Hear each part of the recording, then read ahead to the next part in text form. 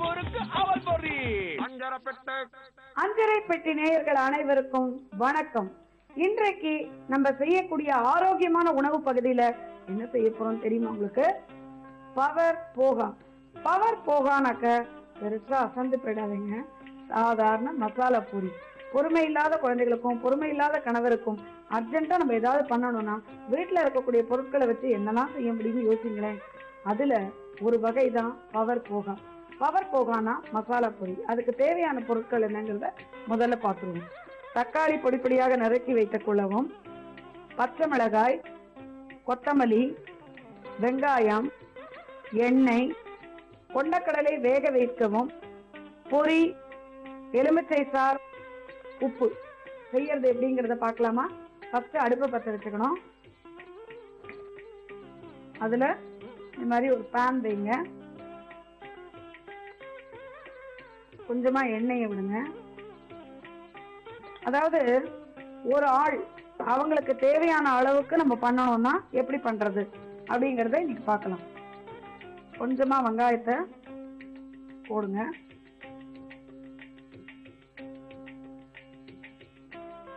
பச்சை மிளகாயும். இப்போ வெங்காயத்தை நல்லா வதக்கிருக்கோம். அதாவது இந்த மசாலா பொரிங்கிறது நம்ம கடையில எல்லாம் வாங்கி சாப்பிடுறோம். அதுக்கும் வீட்டுல பண்றதுக்கும் என்ன வித்தியாசம்னா, இப்ப நம்ம பீச் சைடெல்லாம் போனா மசாலா பொரி கிடைக்கிறது, நார்த் இந்தியன் ஷாப்ஸ் எங்க போனாலும் மசாலா பொரி கிடைக்கும். ஆனா நீங்க கடையில வாங்கினீங்கன்னா இந்த மாதிரி வெங்காயத்தை வதக்க மாட்டாங்க. அந்த வெங்காயமும் பச்சையா கிடைக்கும். அது மாதிரி டொமேட்டோ தூக்கி போடுவாங்க, கேரட்டை தூக்கி போடுவாங்க. இதுல ஒன்னே ஒண்ணு யோசிச்சு பாருங்க, கொத்தமல்லி அவங்க அலம்பிருப்பாங்களா, அது உடம்புக்கு ஆரோக்கியமாங்கிறத யோசிச்சு பாருங்க. அதனால இந்த மசாலா பொரி பண்றது ஒரு பெரிய விஷயமே இல்லை. ஓகே, வித்தின் 5 minutes நம்ம வீட்டுல இருக்கிறவங்களுக்கு அழகா மசாலா பொரி தயார் பண்ணி தர முடியும். ஆனா அதுக்கு நமக்கு தேவை பொறுமை. இப்போ வெங்காயமும் பச்சை மிளகாயும் போட்டு வதக்கிட்டு இருக்கோம் இல்லையா, அதுல கொஞ்சமா உப்பு போட்டுட்டு, கொஞ்சம் தக்காளி ஆக்சுவலா நீங்க முழுசா வதக்கணுங்கிறது இல்ல, ஆனா ஒரு பெரட்டிக்கணும் அந்த ஹீட்ல. ஏன்னா அப்பதான் உங்களுக்கு அது ஒரு மாதிரி டேஸ்ட் வந்து பச்சை வாசனை இல்லாம நல்லா இருக்கும். ஓகே, தக்காளி, வெங்காயம், பச்சை மிளகாய் எல்லாம் வதங்கிட்டு இருக்கு. இதுல உப்பு போட்டிருக்கோம். இது வந்து இப்ப இந்த மாதிரி கொண்டக்கடலையே அவங்க வேக வச்சு போட மாட்டாங்க. அதனால்தான் ஹைஜீனிக் அப்படின்னு பாத்தீங்கன்னா வீட்டுலதான் முடியும். இதுல வேர்க்கடலையும் நீங்க வேக வச்சு போடலாம், கொண்டக்கடலையும் இது மாதிரி ஒரு நைட்டே ஊற வச்சு படுத்துட்டு காலையில நம்ம குக்கர்ல சமைக்கும் போது ஒரு கிண்ணத்துல நீங்க கொண்டக்கடலையை வேக வச்சு தனியா எடுத்து வச்சுட்டீங்கன்னு வச்சுக்கோங்க. அதை வந்து குழந்தைகளுக்கு பண்ணும்போது ஈஸியா ஒரு செகண்ட் நீங்க அப்படியே வேக வச்ச கொண்டக்கடலையை அதுல போட்டு பண்ணி கொடுத்துடலாம். இப்போ எல்லாம் ரெடி. இப்ப நம்ம இதை ஆஃப் பண்ணிட்டு இதுல பொரி இருக்கு பாருங்க, அதை இந்த சூடான பானலிலேயே நீங்க போட்டீங்கன்னா கொஞ்சம் சூப்பரா இருக்கும். அதாவது என்னன்னா நமக்கு எல்லாம் சேர்ந்து நல்லா கலந்து சூப்பரா வரும். இந்த அளவுக்கு நீங்க வேணா வீட்டுல செஞ்சு பாருங்க. இதே அளவுக்கு டேஸ்ட் மசாலா பொரின்னு நீங்க கடையில வாங்கக்கூடிய யூ ஆர் பேயிங் 10 rupees.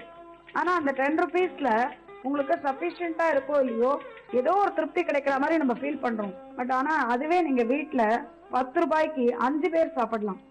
பாருங்க எவ்வளவு நிறைய காண்றதுன்னு சொல்லிட்டு. அதனால நம்ம எப்பவுமே ஹைஜீனிக் விஷயத்துல நீங்க வீட்டுல தான் பண்ணணும். கடையில பண்றதை விட ரொம்ப சூப்பரா, சுலபமா, ஈஸியா 5 நிமிஷத்துல நம்மளால பண்ண முடியும். இப்போ நம்ம மசாலா பொரி சூப்பரா ரெடி பண்ணிட்டோம் இல்லையா?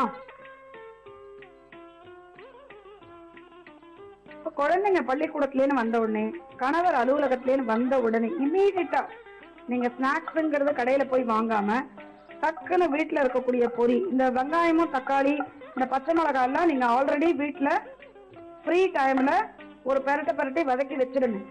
அதே மாதிரி கொண்டக்கடலையே மார்னிங் நீங்க சமையல் பண்ணும்போது அந்த குக்கர்ல போட்டு நல்லா வேக வச்சு எடுத்து வச்சுக்கோங்க. வேக வச்சுட்டீங்கன்னா ஹஸ்பண்டோ குழந்தைங்களோ வந்த உடனே இந்த பொரியை போட்டு ஒரு செகண்ட்ல அந்த அடுப்புல பெரட்டி கொடுத்துட்டீங்கன்னா மசாலா பொரி சூப்பரா ரெடி இல்லையா?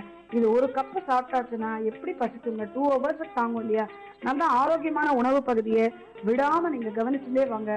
சூப்பரா நம்மளாலையும் விதவிதமான ஐட்டம்ஸ் பண்ண முடியும். ஃபைனலா கொத்தமல்லிய நல்லா கிள்ளி அது மேல போடணும். பாருங்க, இந்த கொத்தமல்லி எல்லாம் நமக்கு போடும் போதே மனசுக்கு என்னன்னா, கடையில டெஃபினட்டா நான் 100% அடிச்சு என்னால சொல்ல முடியும். நிச்சயமா அலம்பி கிளம்பி நீட்டாலாம் யாரும் பண்ண மாட்டாங்க. ஃபைனலா கொஞ்சோண்டு எலுமிச்சை சாறு அதில் அப்படி புழிஞ்சிட்டு நீங்க இதை டேஸ்ட் பண்ணி பாருங்க. அதுக்கப்புறம் நீங்க சொல்லுங்க மசாலா பொரி எப்படி இருக்குன்ட்டு.